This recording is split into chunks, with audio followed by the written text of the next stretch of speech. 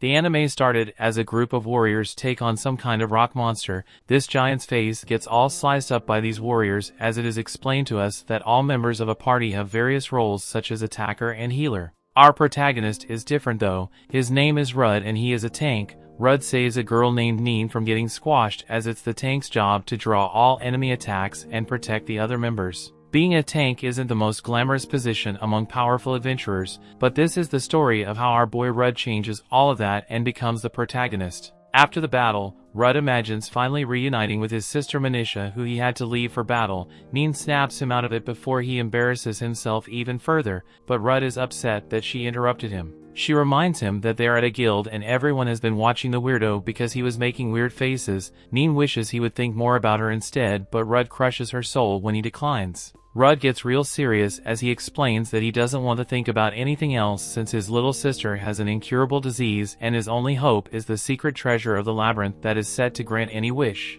This hope isn't looking too good now though. As Rud thinks about how he failed everyone in the battle against the rock golem, Neen tells this absolute failure that he shouldn't feel bad at all since he did do his job. It just didn't make sense how fast his absorbed shield was depleting. Even though he didn't get hit, Rud reveals that it wasn't just that one instance. Recently, whenever they entered the labyrinth, his absorbed shield's been depleting for some mysterious reason. He has had to consume a bunch of potions, so he apologizes for making things difficult for Neen as their healer. She once again tells him to stop apologizing since he always does a good job protecting her. Neen then glazes him up a bit by pointing out that his absorbed shield has a value of 9,999, which makes it the highest value shield to ever exist. Just then spectators marvel as the one they call the hero arrives. He is the one who has beaten numerous labyrinths despite being so young, but this guy is clearly very arrogant. Everyone practically drools over this guy as he is the hero known as Kiglas. He apologizes to Rud for being late as then welcomes Lilia and Lily,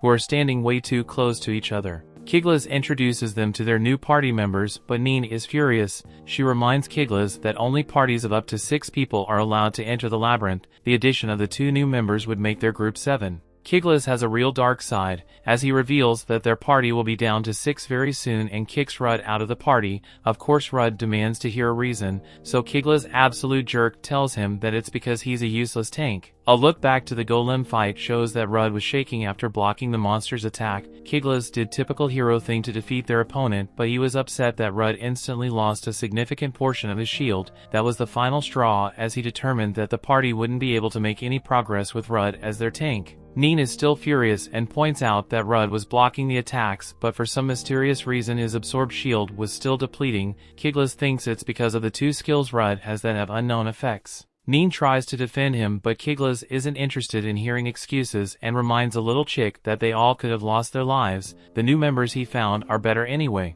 They're evasion tanks that have become very popular these days. Evasion tanks are able to fight while dodging enemy attacks, which is way better than Rud, who can only defend. Kiglas kicks him out for good, so Rud just accepts the decision. Kiglas is a serious jerk though and stops right from leading just yet. He explains that they didn't make any money from the golem battle, so he will have to take something from him. Kiglas really rubs the failure in as he tells Rud that he is just an incompetent tank that wastes absorbed shield. Kiglas then leaves with Rud's sword while he laughs like an evil maniac. The conjoined twins know better as they thank Rud and wish him luck. Rud apologizes to Neen since she was the one that invited him to join her party, but he just wasn't good enough. Neen wonders if this is really goodbye, but Rud tells her to come visit him in his hometown one day. He hopes that day will come soon and Neen tears up at the kind words. She puts up a tough exterior though and says that she won't miss him. Afterwards, Rud thinks about what to do next. As he can't go to his hometown yet, he wonders if Kiglas was right about Rud's own skills chipping away at his absorbed shield without him realizing. He wishes he could figure out what his mystery skills do, but adventures with the identify skill are extremely rare. His depressing train of thought is interrupted when he hears a group questioning if they can handle an escort job with just the 3 of them. Our eavesdropping protagonist over here is that they are headed to Kuras and his hometown is on the way. Rud approaches them and we see just how big her boy is as he towers over the normal-sized humans. Rud asks if he could join them and doesn't even need them to pay him, even though our boy is clearly a giant. These dweebs wonder what rank he is. Rud is actually only F rank, but it's because he has spent all his time in labyrinths. Rud hesitates to answer, but one of the little people recognizes him from the hero party. This height-deficient group stops being so skeptical and now beg Rudd to join them. The old guy they will be escorting his guide to hear that they have a new member, but he has all his money tied up in crypto, so he can't pay them more money. As they begin traveling, Rudd feels bad for not telling them his rank, almost like he tricked them. If you really think about it, he could just tell them now, but he decides to just protect the wagon as best he can. Their little journey begins, and we see that their group endures a little battle. They also enjoy a meal and even have some type of love story going on as two of the short stalks make out in the woods. One foggy night, the old man wonders if they should rest soon. Rudd doesn't care how tired Grandpa is and tells him that they're nearly at Kuras. He doesn't have a good feeling about something, so they will head straight there. Rudd determines that they will be fine as long as they watch out for ambushes, but he is shocked by something. He stops the wagon and tells the group to quiet down. Rudd goes alone to check if it's bandits, but when the fog clears, everyone is shocked to see that it's just the girl. Rudd doesn't sense anyone else nearby and determines that it isn't a trap, so he checks up on the girl. This girl is terrified for some reason, so Rudd tries to be nice to her. A gust wind reveals that this girl has a gemstone embedded in her chest, but before Rudd can say anything, a monster appears. It's a giant forest snake, so the little gem girl runs for cover and old Grandpa explains that the monster's poison is deadly. The others are apparently cowards as they instantly give up without even trying. They are certain that their lives will end as the snakes go to attack them, but our MC Rudd uses his provocability to attract its attention. The thing spits its poison out at our protagonist, but he blocks it with his oversized shield. Some of the snake's extremely dangerous poison burns right through Rudd's clothes, but he tells the others not to worry. He has a skill that protects him from all status effects. Rudd tells the others to attack while he distracts the creature, but our boy really picked the wrong group of people to join as they have no clue where to even start. The snake decides to just knock everyone back and Rudd slams into a tree. Rudd has a vision of his sister calling out to him though, and he wakes up. He refuses to let his life end here and gives an inspiring speech to his lackluster group. Rudd points out that he doesn't have a sword right now, so it's up to them to cut the snake down. They still seem pretty lost, so Rudd talks to them like they are brain dead and instructs them to grab their weapons and move their bodies. Rudd rushes the snake while commanding everyone to work together, and his teammates finally seem ready. Rudd declares that he is the strongest tank and proclaims that he will block all of the snake's attacks.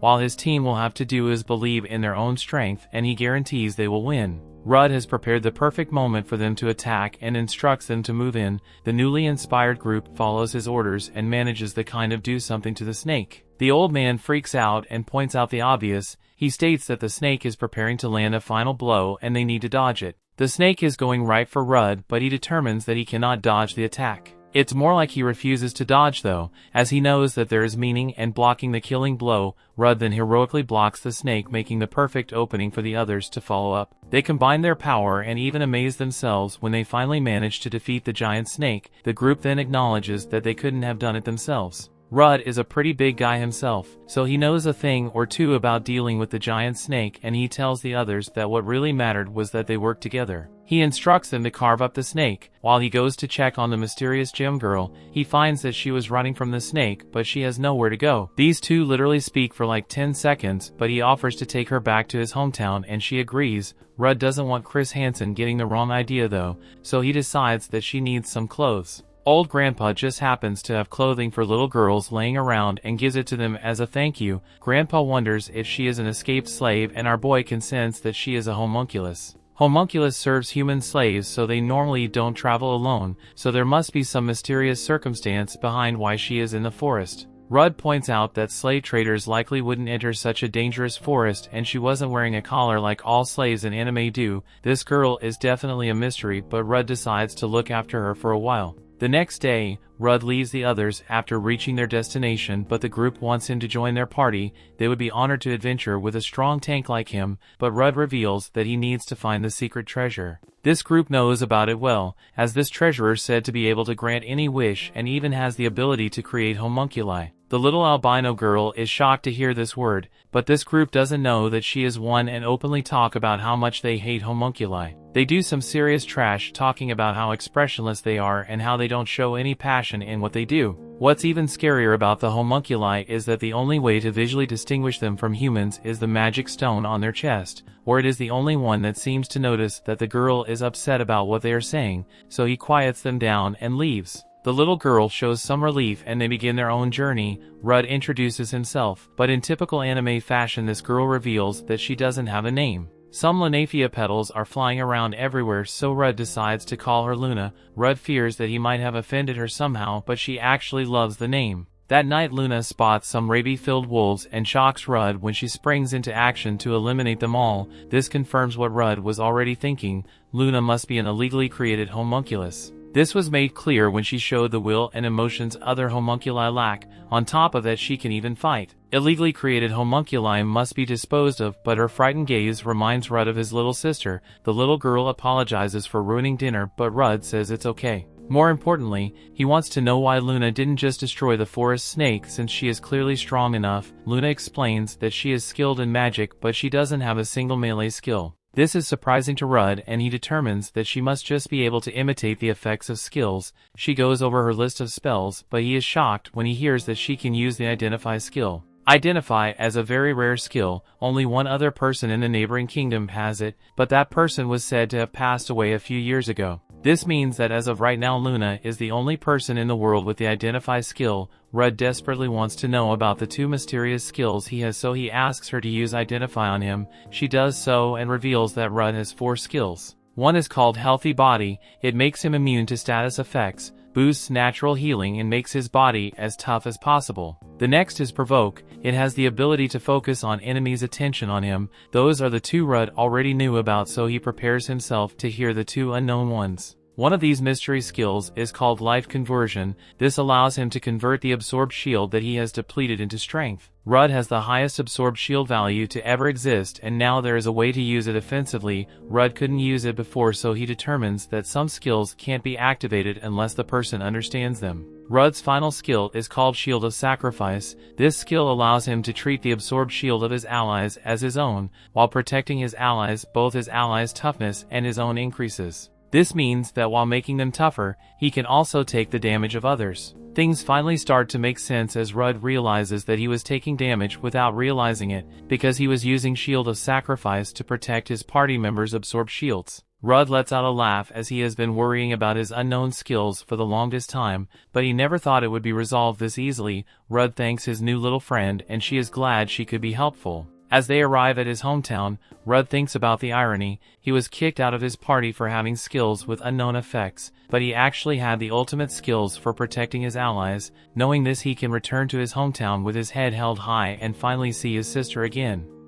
The story continue. We see Rudd and Luna arrive at the peaceful town of Avancia, and they are greeted by Milena and Fee. Milena runs up to Rudd and attaches herself to him like a leech, but Fee peels her off. She tells Rudd they weren't expecting him to be back so soon. Rudd asks them what they are doing around the town, and Milena tells him she came to get a hammer for her vocation while Fee was on patrol. Fee tells Rudd his sister is doing very well since she checked on her. Rudd tells her he can only go on adventures because he knows townsfolk like her are watching over his sister. Milena notices Luna standing behind Rudd, and she asks him who she is. Rudd tells her he met Luna during his adventures, and since she didn't have any place to stay, he took her into his custody for the meantime. Myrna and Fee introduce themselves to Luna. Rudd and Luna head home, and when they arrive they go into the house. Rudd tells Luna his sister may be sleeping, so they need to be quiet so they don't wake her up. The sweet aroma of a freshly prepared meal passes Rudd's nostrils, and he recognizes it as his favorite tomato dish. Manisha walks out to welcome him with some strands of her hair standing on end and bobbing about. She asks Rudd who Luna is, and he introduces Luna to her,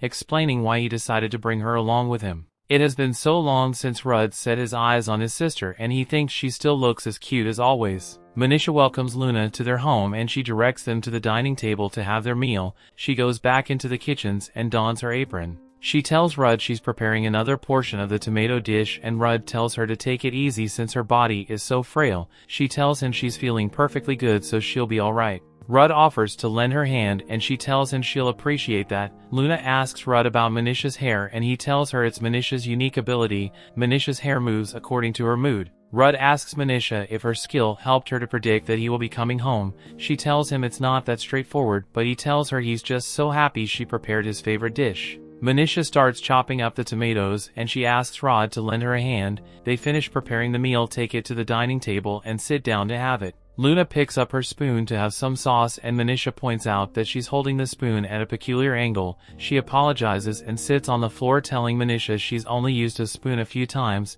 She remembers when she tried to use a spoon while she was with a group of lost children in the forest and it didn't go so well. She apologizes to Manisha once again and she tells her she would do better. Manisha walks up to her and telling her there's no need to apologize. She takes hold of her hand and teaches her how to hold a spoon properly. She tells her she'll teach her how to use the spoon step by step and Luna thanks her. Rudd and Luna teach her other things like reading, cooking and cleaning, and she acquaints herself with everything after some time. One day, she prepares breakfast for Rudd and Manisha and they're pleased with how much she prepared all by herself. They take a spoonful of the meal and they're delighted by the taste. Rudd is impressed at how Luna was able to master the fundamentals of life in just a few days. He wonders if that's the unique learning ability of the homunculi. After having breakfast, Manisha tells Rudd to give Luna a tour of the town. Since that day had such lovely weather, Rudd tells Manisha he can use that opportunity to introduce Luna to the town folk and Luna dreads meeting new people. Manisha tells him she'll lend Luna some of her clothes and she gets up from the dining table to get the clothes. She comes out with a blue gown and she tells Luna she'll help her dress. Luna takes the gown from Manisha and tells her she'll dress herself up. She rushes to her room and shuts the door behind her. Manisha asks Rudd if she somehow upset Luna, but he knows Luna was reflexive because she didn't want Manisha to see her magic stone. Rudd takes Luna to town and he tells her the town doesn't have a church or an adventurous guild, just the blacksmith and the pharmacy. Only the orchard stands out in the little town. As they are walking, Razel Melena's father says hello to Rudd and he introduces to him. Razel welcomes her to the town. Rudd tells Razel that he lost his magic sword and he asks him to help him make a new one. Razel tells him he will make a super sword for him in the shortest time possible since he made a special request.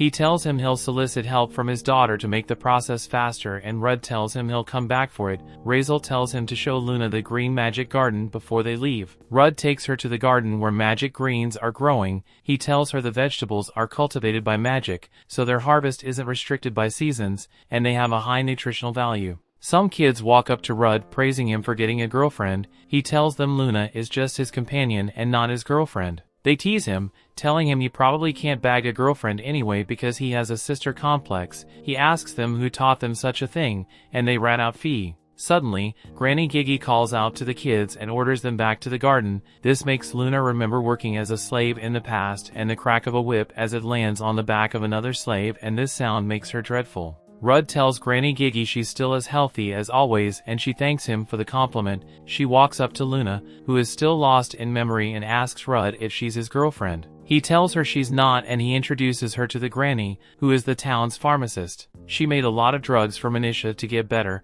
Granny Gigi tells Rudd. Luna reminds her of how Manisha used to act when she was younger. She tells him she wishes she could do more to help Manisha's situation, but medicines are not enough to cure the root of her illness. Rudd tells her she has done more than enough to make their lives better. Granny Gigi tells Luna to come by the pharmacy if she ever needs help because she takes all children like her own. She asks Luna if she would like to join her to harvest some spinach. Some adventurers call out to Rudd, praising him for finally getting a girlfriend and getting rid of his sister complex. Granny Gigi takes Luna to the magic field and teaches her how to harvest the magic vegetables. She enjoys herself and at the end of the day, she has a basket full of vegetables. As they are heading home, Rudd apologizes to her about the gossip going on in the town and she tells him she doesn't mind. He tells her it's because she's so cute people can't help but fawn over her. She's shocked by this compliment, so Rudd asks her to try some of the magic vegetables they pluck to ease the tension. She takes a bite and tells Rudd it tastes good, and Rudd tells her everyone in the garden will be glad to hear she likes it.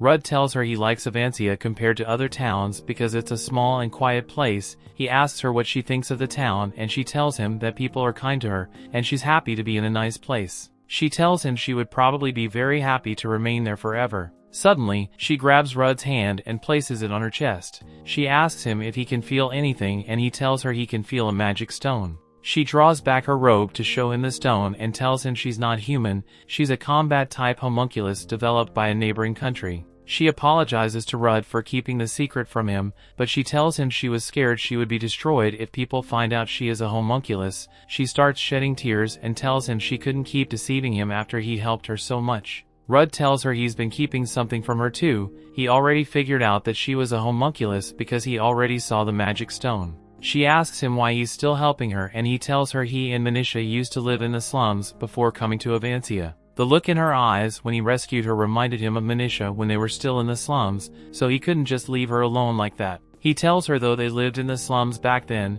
they wanted to live just like humans. He asks her if she would like to live like a homunculus or like a human, telling her to answer honestly. She tells him a homunculus living as a human is just wishful thinking. Rudd tells her no rule says a homunculus can't live as a human. He tells her he has been raiding labyrinths searching for the treasure, containing a cure for Manisha's illness. He tells her since they both have an unattainable goal that inevitably makes them the best of friends, he extends out his hands to her and Luna thinks about the people and things she has experienced since coming to Avancia. She concludes she can live as a human if she remains at Rudd's side. She tells him she wants to live as a human and they shake on it. They return home, and Luna tells Manisha she has something to talk to her about. Rudd asks her if she's sure she wants Manisha to know and she tells him she doesn't want to keep secrets from people she cares about. She tells Manisha that she's a homunculus and apologizes for hiding it. Manisha asks her if she would like to be her friend regardless and Luna hugs her to seal their friendship. She tells Rudd he hasn't changed because he always reaches out his hand to help others despite their looks. The next day, Rudd and Luna join the other townsfolk to clean an estate. After the cleaning, Rudd thanks Luna for lending them a helping hand. Manisha comes into the room and tells everyone she made tea. A stampede ensues and Rudd joins the race making sure to be the first to drink it. He empties his cup telling Manisha her tea tastes great, especially when he's the first to drink. Fee tells him his sister complex never ends and he tells her to stop using such words. Rudd asks Manisha how she's feeling after helping with the cleanup, and she tells him all she did was make tea and he shouldn't worry too much. She tells him she doesn't want to be a burden to him even if her body is frail, and he tells her she's never a burden. Rudd's friend asks him for a sparring session since they are done with the cleanup. He gets an idea and asks them to wait till after he spars with Fee. They go out to the field outside and Fee understands Rudd wants to test the skills he doesn't know about through sparring. He tells her he wants to go all out since he's facing the vice leader of the town guard. They set the sparring conditions and a referee starts the session. No one makes a move for a while and suddenly Phil swings into action but Rudd blocks her attack with his shield, which reduces his shield force. This continues for some time with each attack reducing his shield force. Rudd notices Fee has gotten a lot stronger since they last duel. Luna tells Manisha Fee looks strong and Manisha tells her unlike the town guards who don't leave the village. Fee and Rudd have the opportunity to go to other towns to hone their skills, so they are much stronger than the average town guards. The town guards members cheer for Fee while Luna and Manisha cheer for Rudd. He's distracted by their cheers and Fee takes advantage of this. She tells him he has a lot of time to be looking somewhere else during his sparring session as she slashes at him with her sword. He blocks it with his shield, but her sword grazes him a bit and he thinks he can use her attack against her. He steps back, but he loses his balance and Fee capitalizes on that to try to land a big attack, but Rudd blocks it and counters. Fee is knocked into the air and she falls to the ground. She's surprised he broke through her shield force in just one hit. The town guards members wonder if Rudd learned a new attack skill since he destroyed Fee's shield force with one hit. Rudd walks up to Fee and compliments her for getting stronger, but she tells him she's still not strong enough to beat him. She asks him what skill he used to defeat her and he tells her the skill is called life conversion. The skill allows him to turn the shield force consumed in battle into power. He thanks her for letting him use the duel to test the power of the skill. As a tank, Rudd was always focused on defense, but with this new skill he finally has some attacking power. He asks who would like to go next, but the town guards all chicken out. Luna tells Manisha that Rudd is amazing and she tells him he is unlike her. She remembers when she was abandoned, when she was younger and Rudd came back to rescue her. Suddenly she wakes up. It was all a dream, but she wonders if Rudd is really happy. She knows he would be able to live more freely if he didn't have to look after her because she's held down by her illness. Rudd wakes up to see Manisha has finished preparing breakfast. He offers to help her arrange it on the dining table, but she tells him she can manage by herself. Rudd sits down and grabs the day's paper. Luna comes barreling down the stairs and she apologizes for being late for breakfast preparation. She's surprised to see that Manisha has finished preparing breakfast.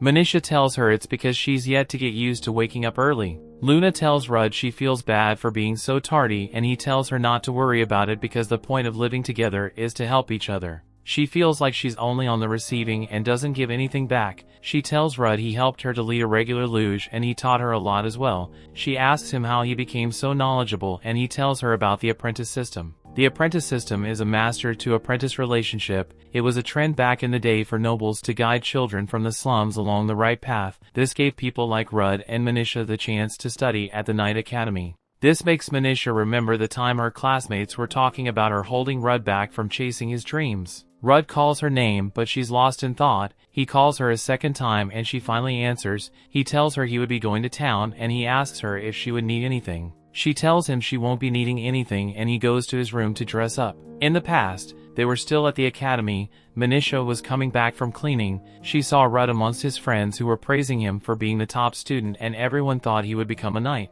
She walked past to see some girls cleaning the windows and engaging in idle gossip. They heard that Rudd was going to become an adventurer to get a cure for Manisha's illness. They think he'll be wasting his potential if he becomes an adventurer. They blame Manisha for not letting him pursue his dreams. Manisha heard all that they said and she felt bad her very existence prevented her brother from taking all the opportunities open to him. Manisha is lying on the bed thinking about the past when Luna knocks on her door. Luna asks her if she's not feeling well, but she tells Luna she was just thinking about some things. Luna walks up to her and touches her hand tenderly. She tells Manisha she looked sad, so she thought showing some affection would make her feel better. Manisha asks Luna what she would do if someone was willing to give up their life for her sake. She remembers when her brother came back just for her sake, instead of choosing a better path to make him happier. She asks Luna how she would face someone like that. Luna tells her she's not sure someone would be willing to go that far for her, but she tells Manisha that person chose the path that makes him happiest. Luna figures out that she's talking about Rudd even when Manisha tries to deny it.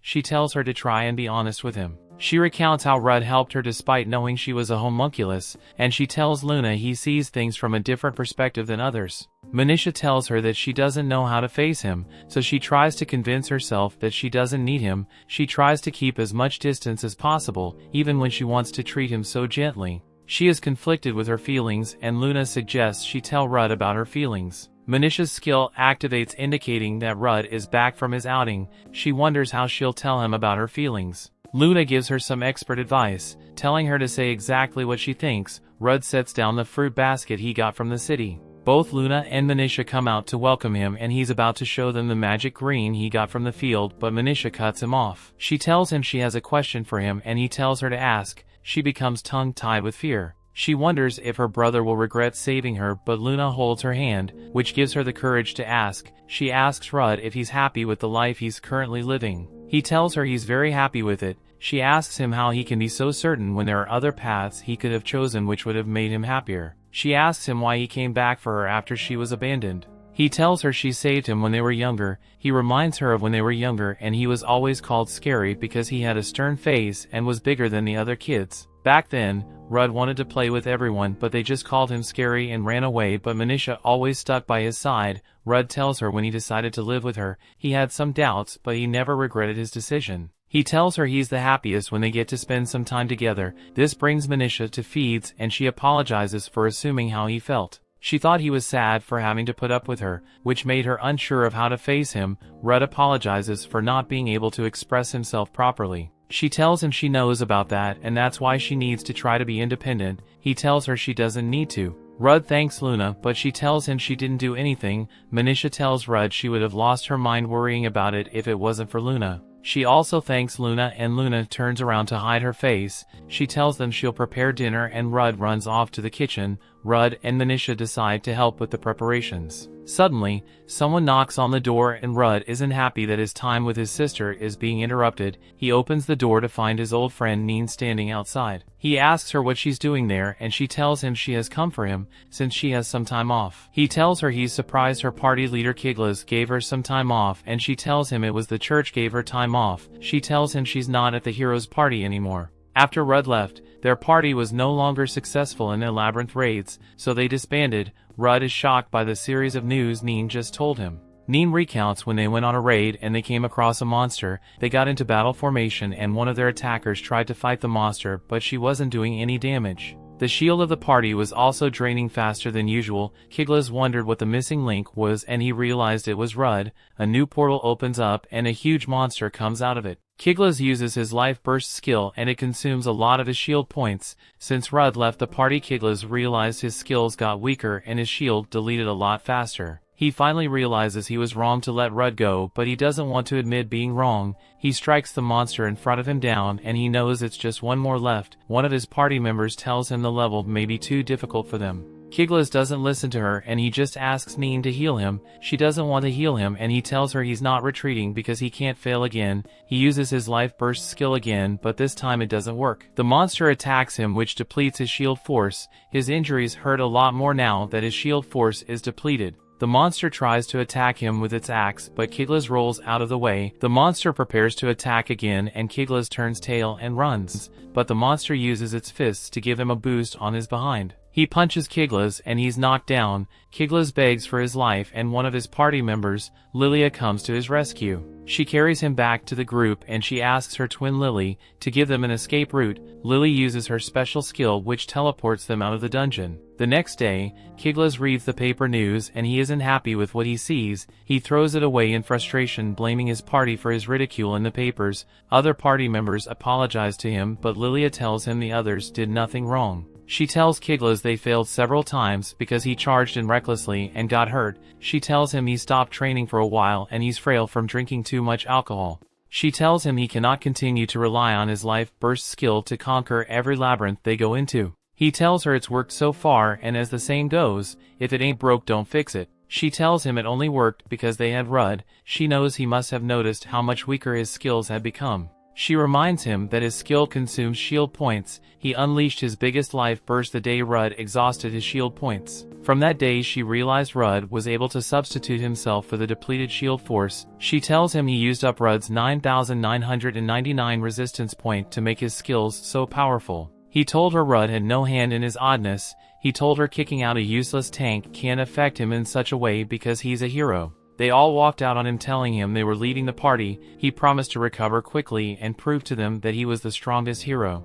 Neen tells Rudd that was how the party disbanded. Rudd apologizes for the trouble he caused, and he tells her he only figured out the effects of his skill recently. She tells him it was their fault for not realizing it earlier, and she apologizes. She tells him they can now forget about the past and that everything is settled. Manisha and Luna walk in and Neen recognizes them. They greet her and she tells them she will be staying for a while. Rudd is surprised to hear this, and she asks him if he wants her to leave so soon. Rudd tells her there are no inns in the town and adventurers who frequent the city have to rent rooms. Manisha suggests that Neen stays with them if she'll be willing to share a room. Rudd pulls her aside and tells her Neen is a noble and a saint. Neen tells him not to reveal any irrelevant information about her. Rudd just doesn't want to be on the church's hit for upsetting Nim. Rudd takes her to his room and tells her she can have it while he stays in the sitting room for the duration of her stay. Suddenly, someone comes knocking at the front door looking for Rudd. He opens the door and Phil tells him a huge monster she's never seen before just appeared at the orchard. They arrive at the orchard to find that it has been destroyed. They look around and Phil points out the monster. Rudd wonders what kind of monster it is, but Neen tells him it's hard to make out because of the magic element covering it. She purifies it to get rid of the magic element, and they have a good look at the monster. Rudd had never encountered a monster of that nature before. He thinks the monster is controlled by the magic element. Will tries to attack the monster from behind, but it flicks its tail effortlessly to send Will flying. Phil and other soldiers come to help him to his feet. The monster tries to attack Will, but Rudd uses his taunt skill to get the monster to attack him. He tells everyone who can use magic to concentrate their healing spells on him. The monster rushes at Rudd and he tries to squash him with its paw, but Rudd uses his shield to hold the pot. He tells the others to attack the monster, while he tanks the monster's attacks. The monster just spins around to deal out some damage over a large area, and Rudd can see that everyone is hurt. Neen and Luna heal him up and they tell him to go all out because they'll just keep healing him. He tells all the soldiers to attack without fear because he'll use his skill to transfer their damage to him. They all attack on cue as Rudd activates his skill. They land several attacks on the monster and it decides to run away towards the town. Luna uses her magic to create a wall that stops the monster. Rudd goes on to attack, but the monster strikes first. Rudd dodges back and he decides to put the huge amount of damage he has received into one huge blow. He completely obliterates the monster and he forms a huge crater where the monster once was. The trees around the surrounding area were also destroyed. Rudd is worried about doing more damage than the monster, but everyone thanks him for taking care of the monster. The story continues. We see Rudd reads through the papers, but he can't find anything about the monster with 2 magic stones. Manisha greets him good morning, but she hardly gives him time to respond before planting herself on his lap. She asks him to read the papers to her, but he's hesitant because he knows she can read and write. She begs him and he gives into her cuteness. He stumbles upon news of a labyrinth appearing in Avancia. He recalls a farmer telling him it would be profitable for the area if a labyrinth appeared nearby. Manisha turns the page and Rudd sees a story about Kiglas raiding a new labyrinth, and Manisha tells him Neen doesn't like Kiglas because he makes fun of Rudd. Rudd tells Manisha that Neen is judging him based on her personal feelings. Manisha is surprised Rudd notices Nin's fondness towards him. She asks if he pretends not to notice because of her illness, and he tells her he's the problem. He tells her he's a weak person who clings to that kind of relationship, making him unable to raid labyrinths. He knows he's clumsy and he feels he won't be able to do both effectively at the same time. Manisha assures him that he'll be alright, and she tells him to always care for her when he eventually finds someone special.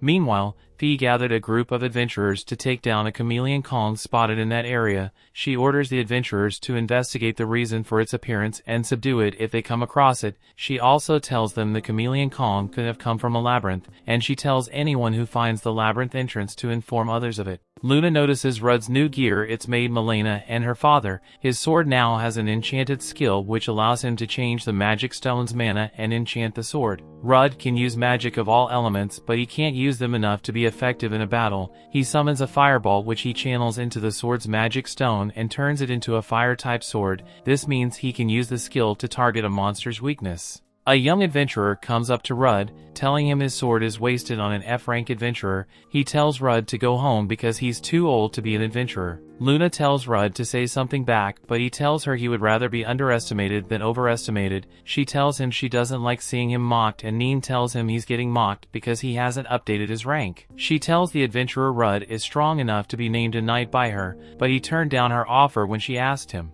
The adventurer asks Rudd why he turned it down, and Rudd explains that the guild summons adventurers with high ranks. His main objective was to find a cure for Manisha's illness, not to rank up as an adventurer. Suddenly the chameleon Kong appears camouflaged in between some trees. It tries to land a surprise attack on Fee, but she blocks. The creature tries to stroke again, but Fee blocks it and counters. Neen praises Phil's swordsmanship, and Rudd tells her Fee is better than the average adventurer. He rushes to her side and uses his provoked skill to make the monster attack him, and he blocks the attack with his shield. Other adventurers surround the monster and attack it without it fighting back. Though the monster's hits are heavy, Rudd is happy to see his strategy yield good results. Fee orders the adventurers to keep attacking, but Rudd feels something is off. With its heavy hits and attention-grabbing roars, Rudd figured out that the monster was like a tank. Suddenly the monster beats its chest, and two more chameleon Kongs emerge from the forest. The monsters surround them, and Fee wonders what to do. She almost buckles under the pressure, but Rudd tells her to maintain a positive attitude since she's the leader of the party. He tells her he trusts she'll find them a way out of this. She tells the adventurers to reorganize and get into a new formation.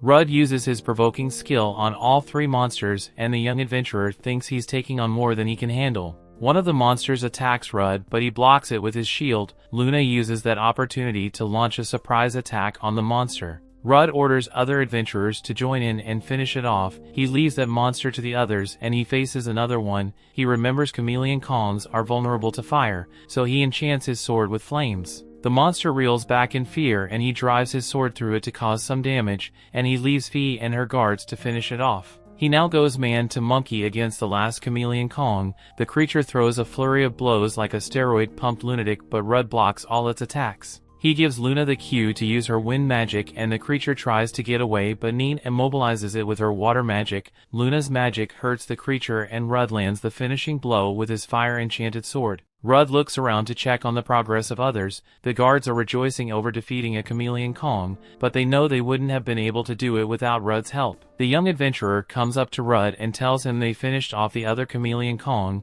He commends Rudd for holding his own against the creature, and Rudd tells him tanks never back down from adversity. He apologizes for making fun of him, and Rudd tells him it's natural to be curious about the rank of others, since it determines their skills. Neen calls Rudd's attention to something in the forest. He looks to see the labyrinth entrance, and a smile crosses his face. Later in the day, the whole village throws a party. Fee toasts to the appearance of a labyrinth and the potential development of the town. Luna notices everyone having a good time, and Manisha tells her the appearance of the labyrinth could put an end to the town's population decline. Luna thinks that's great news, but Rudd doesn't seem convinced. A young guard approaches Manisha and asks her out for a drink. Rudd enters overly protective brother mode and he tells the boy he'll drink with him if he wants to have a drink with someone. Neen meets up with Luna and she asks Luna if she's enjoying the party. She tells Neen she's enjoying herself, but Rudd doesn't seem too happy. Neen tells her he's probably worried because not all labyrinths are good. Neen explains that a labyrinth comes with different problems.